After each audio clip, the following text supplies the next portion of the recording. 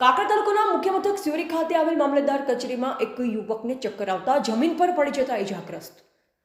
પ્રાપ્ત વિગત અનુસાર કાંકરા તાલુકા મામલતદાર કચેરીમાં કેવાયસી કરવા માટે એક યુવક લાઇનમાં પગથિયા પર ઊભો હતો અને ચક્કર આવતા જમીન પર પડી જતા પટકા હતો.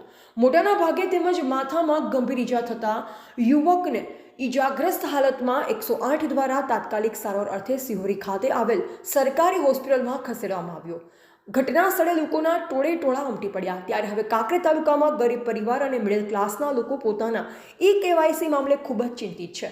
કારણ કે જો કેવાયસી ન હોય તો કોઈ પણ પ્રકારના સરકારી લાભો મળી ન શકે. એટલા માટે સવારથી જ સમગ્ર જિલ્લાના તમામ વિસ્તારોમાં લોકો પોતાના ઘરના કામ છોડી કેવાયસી કરાવવા માટે સરકારી કચેરીઓમાં લાઈનોમાં જોવા મળે છે. ત્યારે હવે કાંકરેજ તાલુકા મામલતદાર કચેરીમાં એક વિનાજી ઠાકોર નામના યુવકને ચક્કર આવતા પગથિયા પર ઊભો ને જમીન પર પડ્યો હતો. એટલે લોહી લુહાણ હાલતમાં જોઈને સરકારી કર્મચારીઓને અરજદારો દ્વારા 108ને કોલ કરી ઘટના સ્થળે બોલાવી સારવાર અર્થે ખસેડવામાં આવ્યો અને યુવકે દારૂ પીધેલ હાલતમાં હોવાનું જાણવા મળ્યું. ત્યારે હવે સરકારી કચેરીઓમાં પણ લોકો દારૂનો નશો કરેલ હાલતમાં આવતા હોવાનું સામે આવ્યું હતું. પરંતુ હવે તંત્ર દ્વારા દરેક ગ્રામ્ય વિસ્તારોમાં કેવાયસી કરવા માટે કાળજી રાખી યોગ્ય રીતે વ્યવસ્થા ઊભી કરવામાં આવે તો ગ્રામ્ય વિસ્તારોમાં લોકોને હેરાનગતિ ન થાય.